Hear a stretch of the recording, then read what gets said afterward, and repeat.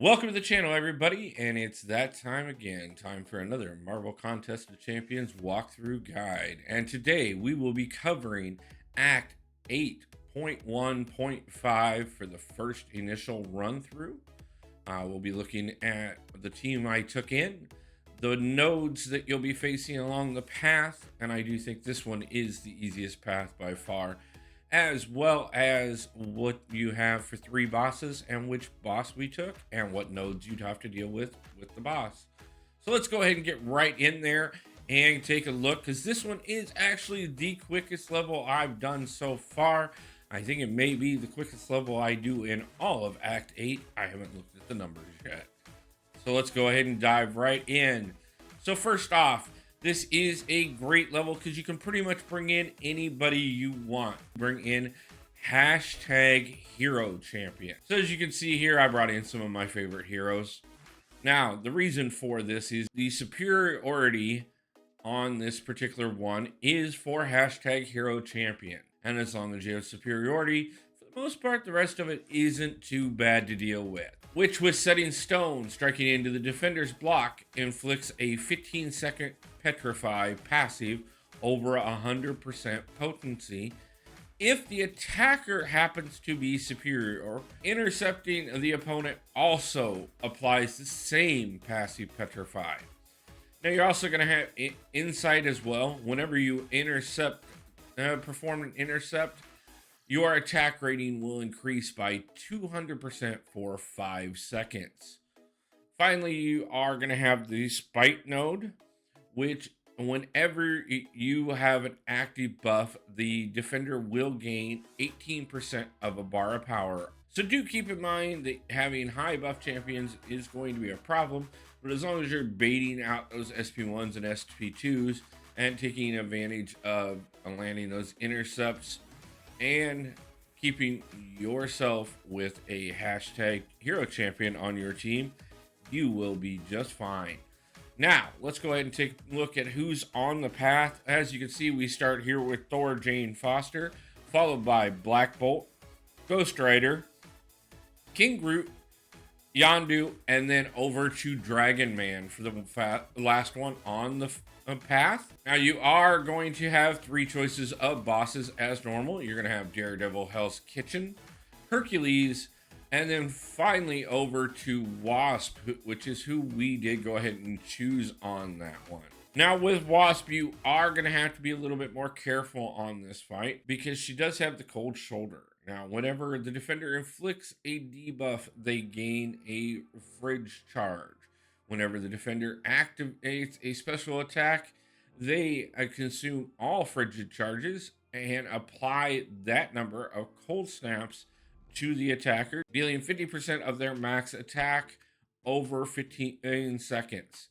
Now, the caveat to that is if you can push her to 6 charges or more, instead she inflicts the cold snap upon herself. So therefore, having a champion that can stack debuffs quickly can really come into a play here.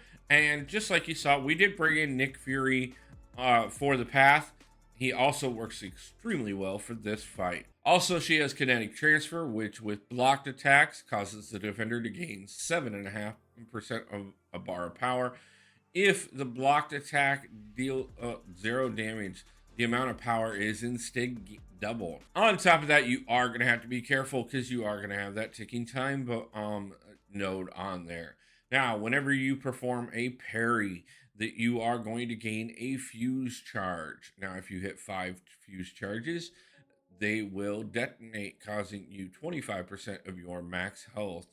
But if you punch into their block, you can go ahead and remove a fuse charge. As long as you keep those fuse charges below 5 on a regular basis, land a few hits into the block, you'll be just fine to get past that. Now, she also does have special burst lock. Whenever the defender activates a special attack, the attacker is inflicted with heal block and armor break, which will last for 15 seconds. So do be careful on that. Finally, your True Strike, 2 accuracy, and True Sense abilities will be 100% negated. So don't be worrying about relying on those, especially considering I know she is an evade champion. So that's not going to be something that's going to benefit you in this one. Now, guys, let's go ahead and get into it and see how this went for me. And I'll see you back for the boss fight.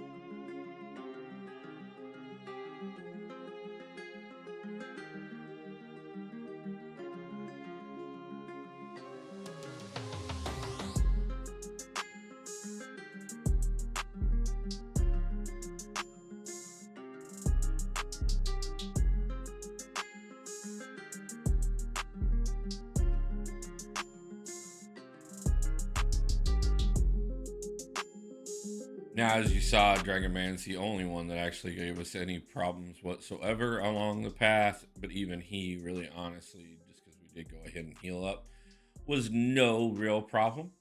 So let's go ahead and get in here to the Wasp fight. Like I said, we brought in Nick Fury for it. Fairly straightforward. You can see right off the bat, we've already caused her to inflict her own cold snap upon herself. We did take a couple, but with having the second life, no real big deal. We got through most of her without a problem. Did bring in Hulk without healing up.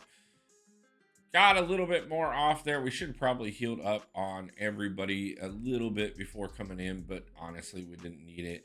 The only potions we used throughout the whole entire level was just a couple to heal up Hulk for the Dragon Man fight. And that's all she wrote, folks. That's a straightforward path. a quick 90 units and another level closer to being able to get through Act 8. So we are going to be pushing the rest of the way. We'll have the 8.1.6 and the first major boss of Act 8 out tomorrow, as well as we will be having the regular Sunday live stream on Sunday. I hope everybody has a wonderful day, a wonderful night, and pulls a God tier champion soon. And I'll see you guys back in the next one. I love you. Peace out.